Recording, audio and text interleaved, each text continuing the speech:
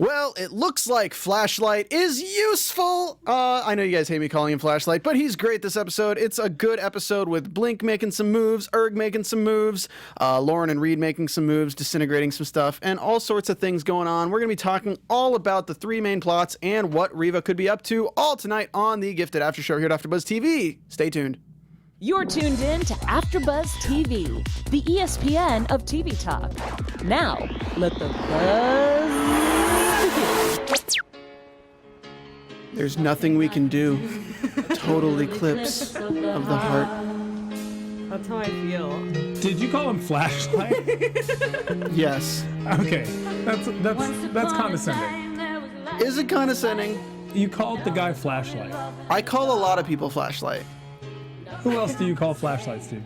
At least 3 other people named Marcos. It's kind of a Marcos thing. It's a Marcos thing. If they light up my life, I call them Flashlight. Put a positive spin on it. Thank you for tuning in. We're talking about The Gifted, Season 2, Episode 3, entitled...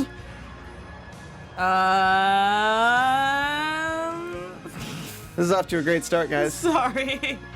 Complications with a big M. Yes. We did that on purpose. That was actually a pun on the name, Complications. See Exactly. how good we are? No, that's I literally had what we're doing. jaundice up. Jaundice. Jaundice complications. The definition of jaundice.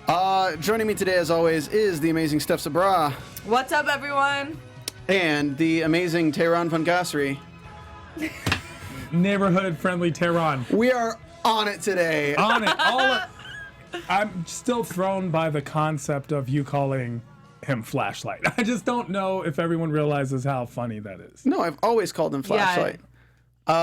And I called Dreamer Syrup because she slowed down every scene she was in.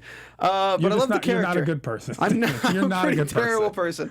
But we love the show here, and we're going to be talking about the episode. We got a lot of things to talk about. We have Reed and Lauren, Reed and Kate, John and Blink, the Morlocks finally get the drop on the Morlocks, get the name drop. Marcos and Lorna, the baby, and Reeva's Revolution.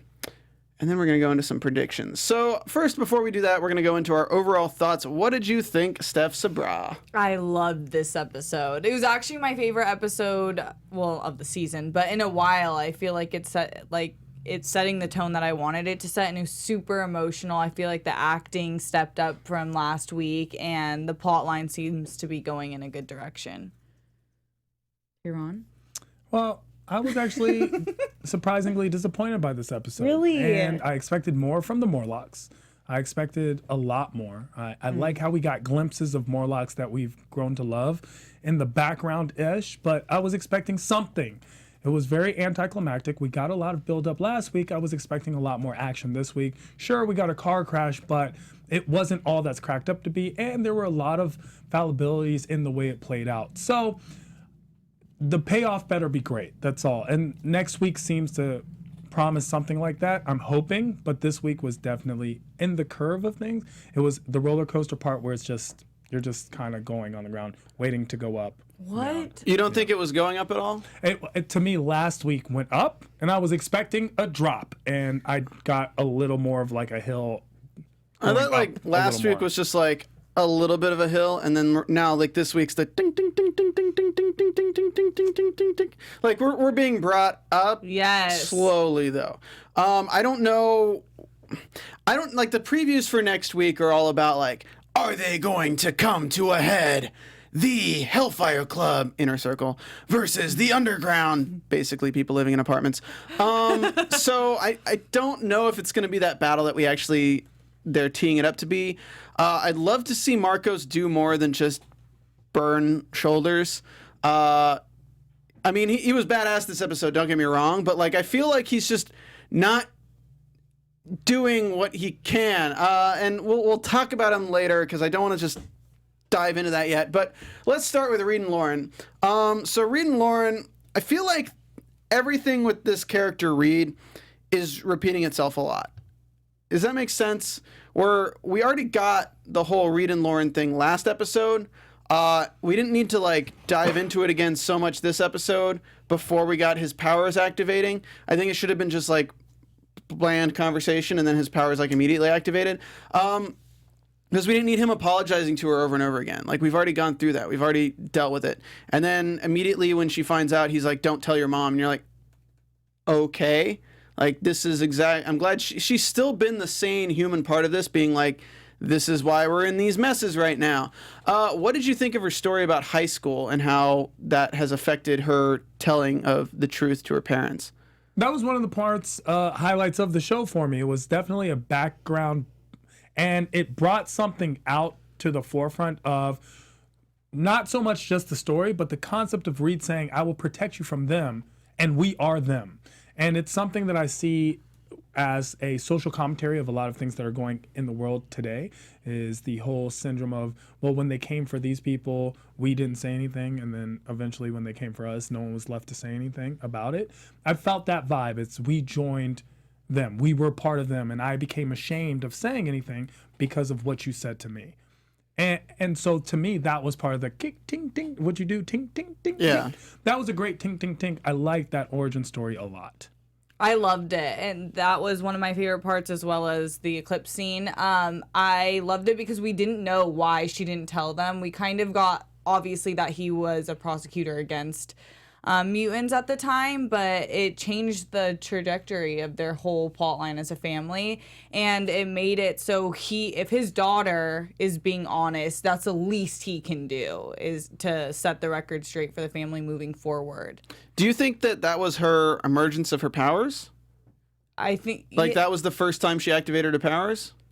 Yeah. I don't know if it was, because she was able to control them where the boy didn't get hurt. And usually when powers are activated in these situations, the people around get hurt, especially for plot purposes. The people that they love the most tend to get hurt, kind of like my powers are reenacted and we crash the car.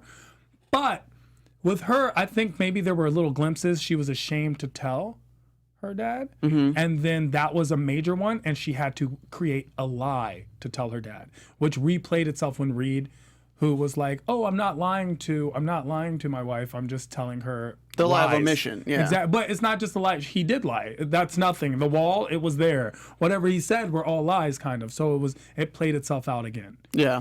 So we get this going with Reed and Lauren. We get the whole thing about him wanting to drive again, and she forces him to not drive, and because smart, thank goodness, once again the voice of reason. Yeah, but at the same time, because she did that, Jace Turner sees them. So if she had just gotten in the car, Jace Turner never would have seen them. So it's kind of like one of those things where, timing works out perfectly.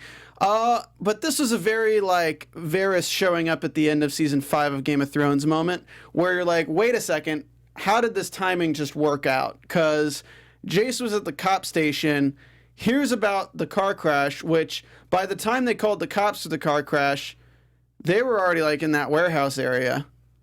But are we to assume that when Reed and Lauren are running away and they hear the cop sirens, Jace is in one of those, is like right behind them? Here's the and I want to put this in perspective for the listeners that live all around the world. I'm from the Washington, D.C. area. Now, we see Reed make a casual comment where he's like, I'm going to run to Baltimore. No one from Washington, D.C. has ever just conveniently run to Baltimore. If you know anything about 95, you know it's always just traffic. There's no real other way to get there. That's the major single way to get there. And more importantly, the distance is something, it might not seem far, but it's 45 minutes at the least away from one another. But for a Washington, D.C. metro area, 45 minutes is a lifetime. That would be like going from Los Angeles to San Diego, going from Houston to Dallas. It would be very similar concepts if I was in a Houston show and said I'll run there. So for him to have gotten to anywhere near Baltimore, at the same time, all they had to do was go through the fence and into the warehouse, see the truck that was immediately outside the warehouse, try to somehow, it was an older truck where he was going to conveniently just hotwire it and get in the car. We decided that Jace's power was conveniently showing up at plot points. Exactly. It was the power of furthering the plot. Other than that, I liked what they did. It was cool. However, for someone who's from that area, I knew how impossible that was. Like, in the time it took Reed and Lauren to run 150 feet, Jace took like an hour to get there and still caught them. It's ridiculous. So like Lauren and Reed were moonwalking or like learning to moonwalk as they got to the truck. They're like, we can only get to this truck if we moonwalk to it, but we don't know how to moonwalk, so let's learn, and then we can get to the truck once we learn. And they would still get there and then faster. we can hotwire it, but we got to learn to hotwire. So let's learn to hotwire and then hotwire the truck. But wait, we got to break the window. Let's watch this YouTube tutorial on how to break the window without hurting your hand, even though I have disintegration powers. It doesn't make any sense. It didn't make sense, but it's TV, right? Yeah, it's TV. We're gonna let it slide. I'm sorry. We like to be a little comedic here, so we have to like run down these like major. But it is something that I'm sure a lot of people felt, especially there are a lot of people on the East Coast that know the distances and understand how improbable that was. And like myself, you were probably just watching like a lot of things. Look, did we understand the mutant powers? Yes, suspension of disbelief, but that we couldn't let go. Yeah. Another thing is, I'm assuming only his arms are creating this power, not his feet. But he still just hit the brakes like way too late for me. Like, I feel like your steering wheel disintegrates in your hand. The first thing you're going to do is either hit the gas or hit the brakes. I think you're using your logic of character for you. This is something that's extremely shocking to read. I think the brake stoppage was a problem because no brakes should take that long to skid and stop. But the fact that he was just in shock of what was happening and in disbelief and trying to deny it as it was happening. Yeah, that's a pretty good point. It's just like a psychological situation where accidents happen in a second. This one happened to happen in like 5 to 10 seconds where it seemed to be avoidable at any step of the way. But I could see him just in such disbelief. This is a power that he did think was blocked. He did think, even though he's seen it manifest, he's still in such disbelief that it's happening to him that he hasn't just been lying to his family. He's honestly been lying to himself this whole time. Yeah, I mean, because he is just like a normal guy in every other aspect of that. And what would you do if you just randomly like your hands started disintegrating things? Yeah. You don't want to know what I personally would do. However, I can understand the average person. What would they do? I mean, you'd probably go to the hospital. But Me? I'm going around. Listen, you don't want to know. I'm just touching every. Hey, Macy's is out of robes that day. Everything. So the other question everyone in the chat's talking about, it's like everyone's jumping at these plot holes this episode, which I don't think are like major plot holes. They're just like situational plot holes. Why didn't Lauren use her powers at all to help in that situation? And I think it's Tehran's point again. Like, she's in major disbelief of her father having powers or anything, so she's just completely stunned out of action. And we've seen this before too in her dream with Andy, where she's stunned out of action. She gets thrown off a building. So I mean, I think it's going to be a common theme for whether she'll choke or not on situations that have to deal with her family. I thought she might have used it when she was about to hit, like on herself, like create a force field, and because I felt like Reed had blood coming down and he was just in worse shape than she was. She like hits the airbag, gets up, and just has perfect makeup. Yeah, I mean, it felt a little bit like that. The makeup's actually better after the accident. Yes. There's a makeup artist in the glove box. It's like, it's not. She isn't. No, but I feel like she was safer. So I don't know what you thought, Steph, but I thought that there was an instinctual use of powers to protect her. Exactly. I thought that could have happened. I agree. I don't. They didn't show it. They didn't insinuate it, but there was a little bit of an assumption.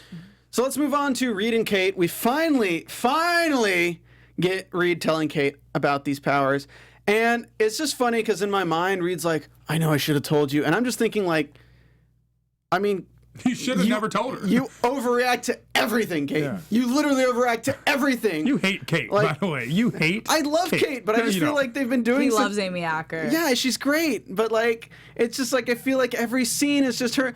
I'm just so worried that we're going to be out of Capri Sun for the soccer meet. Like, that is the typecast that I'm getting from this character right now. And it's like, but if you can disintegrate stuff, we're going to be out of lemon wedges. I'm like, God, it's just, I wish they would just make her more aware of how badass she has the potential to be. Sure, she could be a little bit grounded, but can we also understand that she is the only one in the family without powers and at this point, and also that her family has been turned upside down and is now on the run at any given moment. She's lost her son to an evil cell, a terrorist cell, and her daughter's not in any type of communication or relationship with her at this moment. maybe she overacts a little. She's also the only one working, it seems. Yeah. She's just chilling at the clinic, and like in exchange, her whole family gets to stay in the secret room they have. Exactly. So Amy Acker, who I know you love. Kate, you do not like so much. Kate, I don't like how they are treating the character. Because she could be a badass. I think they've dealt with a lot of this character development and this arc already in season 1. I think she needs to move on to be the human equivalent of a Alfred. Like I think that like Batman Alfred, like she is the person who's still working. She's the person getting them the drugs. She's the person who lets them live in this clinic and has figured this whole thing out. She's very intelligent. We know that she's intelligent. I just wish she would portray the fact that she's that intelligent from time to time. Like, she's always been the most emotionally grounded character and worrisome about other people. There's no way in hell she hasn't realized something's going on with Reed this season, even if she's worried about Andy. It just didn't make sense to me that she wouldn't be hyper aware of everyone in her family, aside from, I get your point, is that she's so worried about Andy that it just has blinded her to everything around her, which is a fair point, but I also feel like she's been through so much in the first season that even Andy going away from her, like, I felt that her mind would be like, well, at least he's safe. You know what I mean? I have come in close contact with people or know people that have lost a child, and I wouldn't use the word friend, but an acquaintance had a child that was kidnapped. And they're never the same.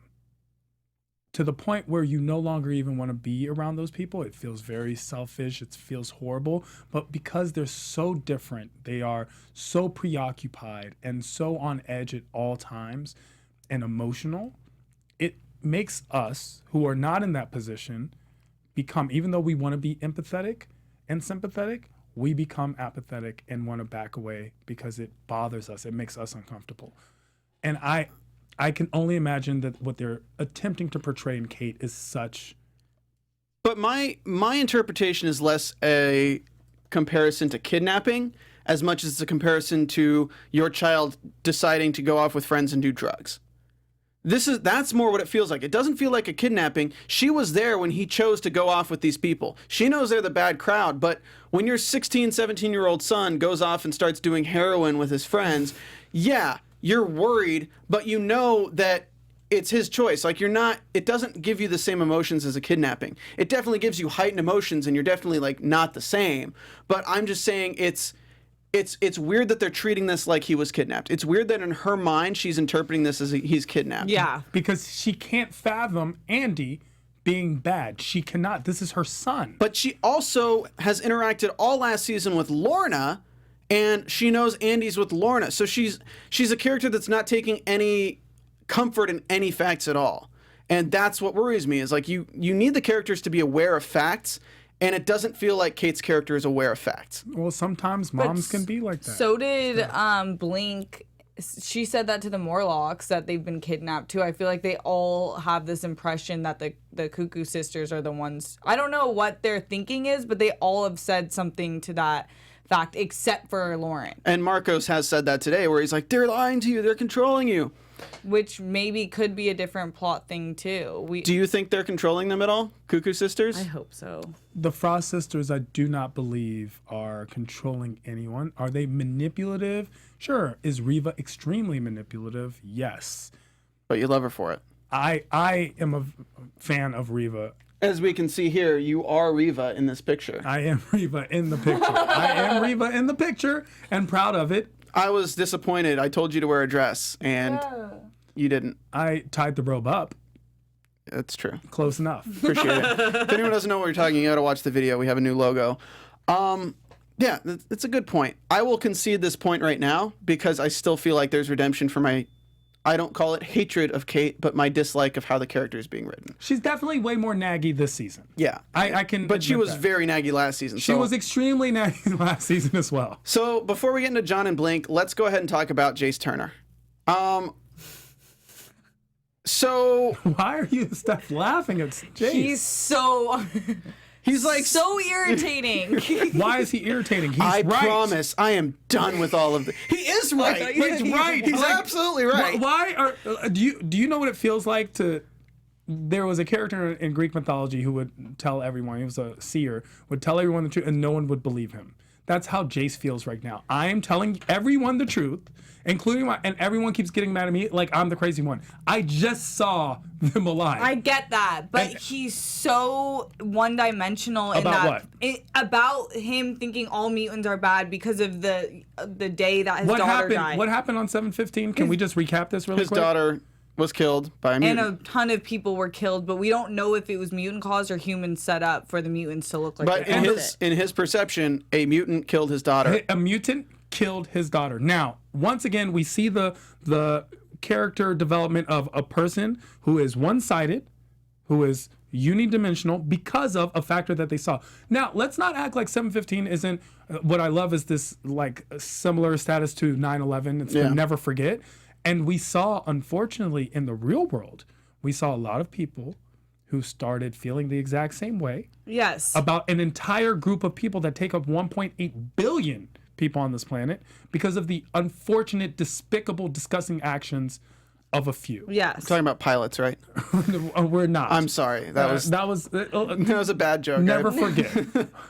No. It was a really good joke at the very worst time. But the concept is we do this as people. Totally. We latch on to a cause and we blame. We love to point fingers. And it tears your family apart. And it does. Jace is a perfect example of this. That's why that's why I don't hate it. He has the power of plot development and I told you so. Those are his two main showing superpowers. Up everywhere. And basically completely obliterating every promise he makes to his wife. And it must mean that he is a really great actor because he does infuriate me, which I feel like that has to be it. And I agree to your point. It's so true. And they actually, what's really cool about this gifted team, they've been working with a lot of refugees. So it is definitely a point they're trying to draw in. Yeah.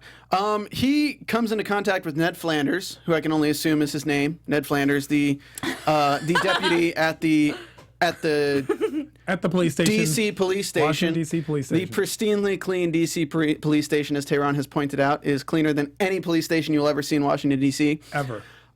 The chief is not his fan because the chief knows about his Sentinel Services thing. We learn a bit more about how Sentinel Services has framed the story around him with his departure. He was a loose cannon that they parted ways with and kicked him out. He says that he quit, but now he knows that Lauren and Reed are alive.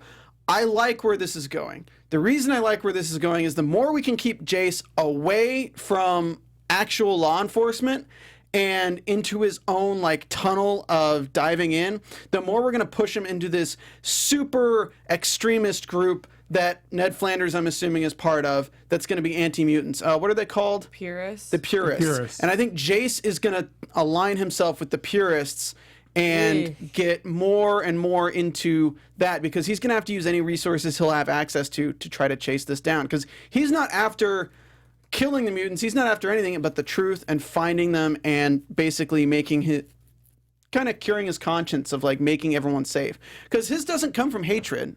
It comes from his loss. Redemption, yeah. And we saw last season that he actually had moments where he sided with the mutants. So I think that it's going to be an interesting storyline for him. I think we need to fast forward it a little bit. I also think it's going to be very dangerous. Oh, for sure. Because he is a loose cannon. Because he does have the he does have the validation of being right on his side. And he has the power of loss. And when you combine these, they're extremely volatile. And something bad, very bad is going to happen. And Jace will do something that I believe is unforgivable if he continues down this path. Do you think Lorna's baby makes it to the end of the season? Yes. Or she will raise the seven hells. I think the only way to end this season is Jace does something that kills Lorna's baby. Lorna evolves into the role of Reeva. Reeva is dead at the end of this season, and Lorna is the Super Magneto of next season. But I wasn't going to be as back. aggressive. However, I feel when I said he was doing something unforgivable, something very similar. It's possible. I mean, no one likes to see babies die, but the only thing that could push Marco to be more extremist would be that. The death of the And baby. he's already said that he would stay with Lorna if she asked him to. And if Lorna becomes the big baddie next season, Marcos is now on the bad guys team because he'll do it for love. So, we're already talking about Marcos and Lorna. So and by the way, the producers of The Gifted, you're welcome. If in case that wasn't the way it was going to go, and all of a sudden it does, you're welcome. Everyone's saying don't kill a baby, but I don't think it's like necessarily killing the baby. I think it's just, I would hate to see this go into the damn storyline where it's like, they have my baby, where it's like a kidnapping thing of them taking the baby. I don't want to see that. Like, it's really messed up to say, but I'd rather see something happen to the baby than it turn into a kidnapping storyline for the next season. I like how you held back from I'd rather see the baby die. I like that. I see a new Stephen emerging. Oh my god. Well, I'm not going to say that, but it's just course. like, it's difficult because we've seen shows in the past where it's just like 2 seasons worth of like, who's got the baby? Find out next week who's got the baby. It's like freaking hot potato with a child. It doesn't work for me. But that I could see that being the twist as Jace takes it's like, you took my child, now I'll take yours. Something, and then not realizing his child is still. Yeah, or if they think the child is gone and the Morlocks have it and they're keeping it as a linchpin or something like that. Something to make Lorna think that the baby is gone. Yes. We need that to happen for different alliances to form at the end of the season. Let's talk about Marcos and Lorna's situation. So Marcos gets taken by the Cuckoo Sisters. Frost Sisters? The Frost Sisters. I'm sorry.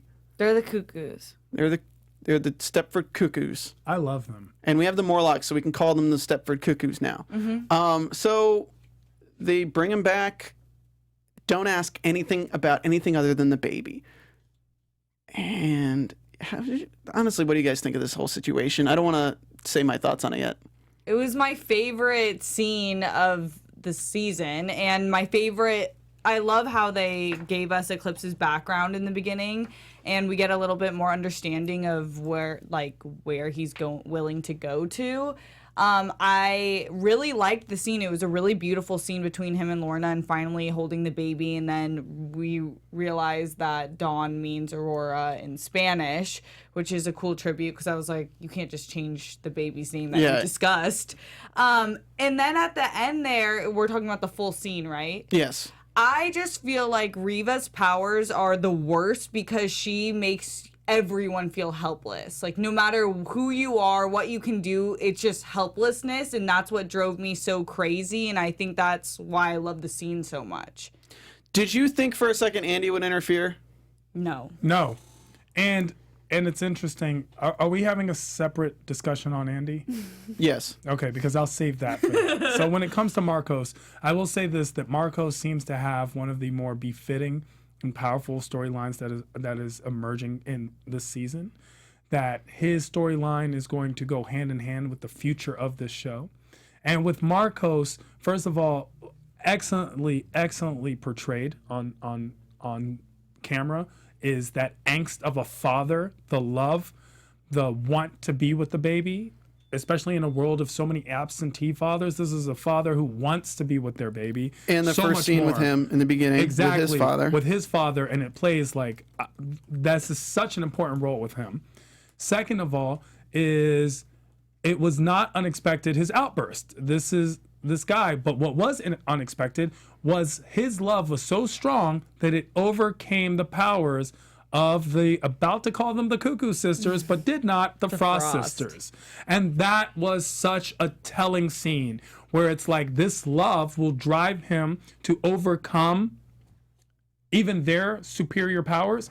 That will also be the pin that we were saying that might make him evil, because that love is so strong, he will do whatever it is for the love of this baby, even including betraying his team. Yeah, he said he would stay there. With no questions, by the way. Yeah, done. He didn't even know what they were thinking or doing. He's like, I'll stay, I'll join, but yep, I'll do it. He's like, damn, y'all get AC? I'm in. I'm in.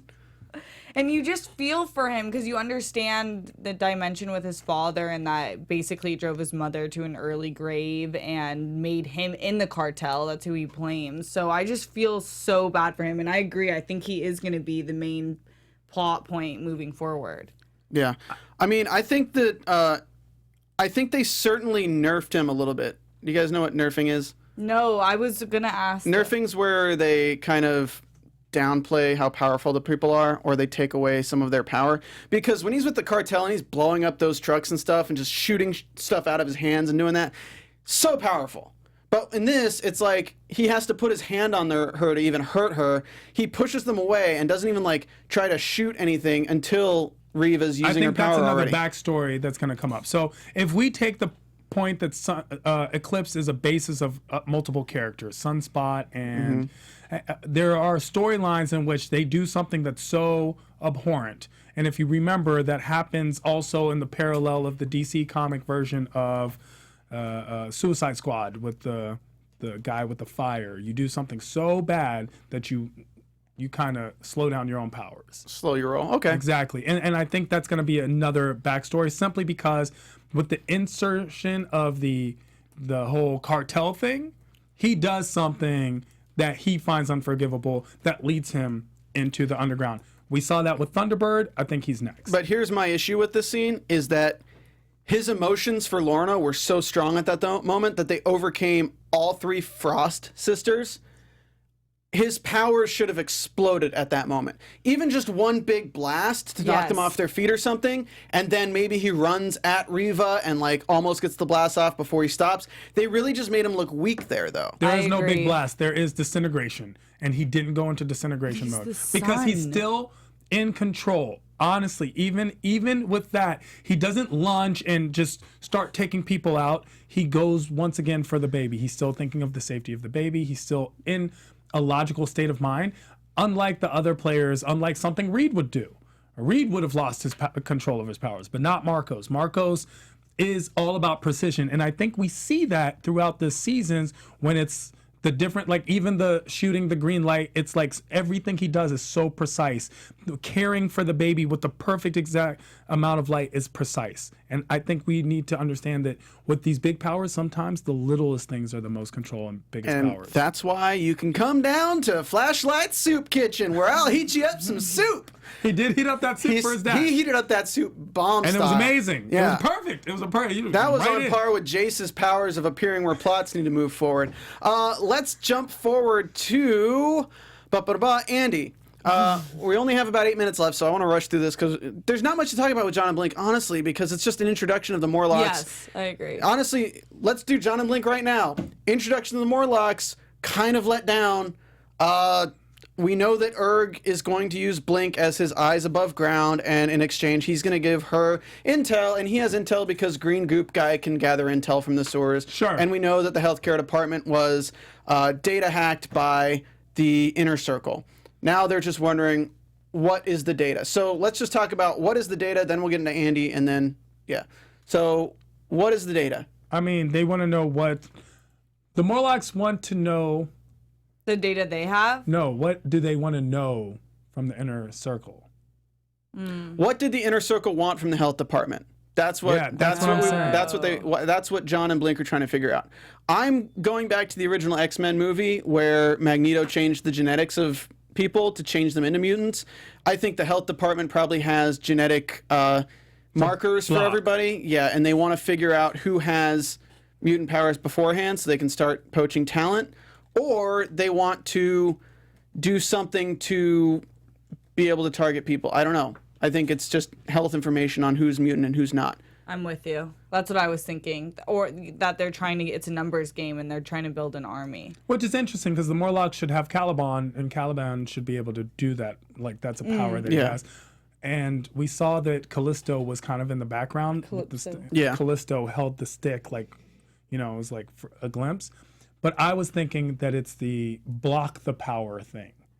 And I wanted to know how Reed's dad blocked his power. Through gene therapy and lots of pain and suffering of his son. Exactly. But I wanted to know what was the catalyst. There was something that worked. Yeah. So there was one thing that worked, and maybe the health department is working on that. True. Because they bring that up a lot. What we know is that there's a super strong metal wall that they need Andy to get through. Yes. That's what we know so far. So unless they're attacking the sperm bank and they're going to like make everyone mutants through that, I don't know what they're going to be doing. I think we'll get more information next I don't think that's how sperm works, Stephen. Tehran, The only thing I didn't like this is not a topic. I'm just letting you know. with Blink and John was that she was asking John to be truthful about what he had found, why he's so upset, and then she didn't tell him. Right? She was a really bad liar. You pointed that out. Yeah, she's a really bad immediately liar. at the screen. Like, if she was trying to make it seem like she didn't do something with Erg, she was really bad at it. It was so bad. Like, any boyfriend would be like, what did you do with it? What happened between you and Erg? Like, I didn't even think something happened until you started Yeah, like, talking. stop. Why are you talking? Like, what's going on here? So true. Like, why is your hair all ruffled? Yeah, it really, like, there was nothing. All she had to do was like, no, he was just showing me around. He was intimidating. He wanted to tell me his story, but she was like, nothing. They have a society down there. I'm not a spy.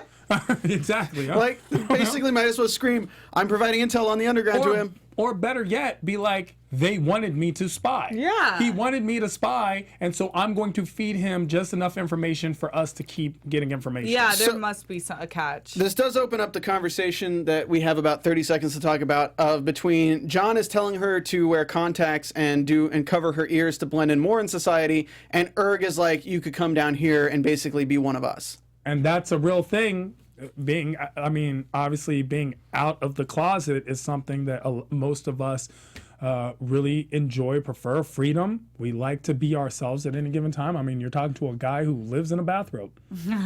Yeah. I like being comfortable and I like being free. And if someone was trying to tell me to hide who I was, I would stay away from them. It was kind of weird that he was like, we live free out in the open, but you're in the sewers. Like, you're not out in the open.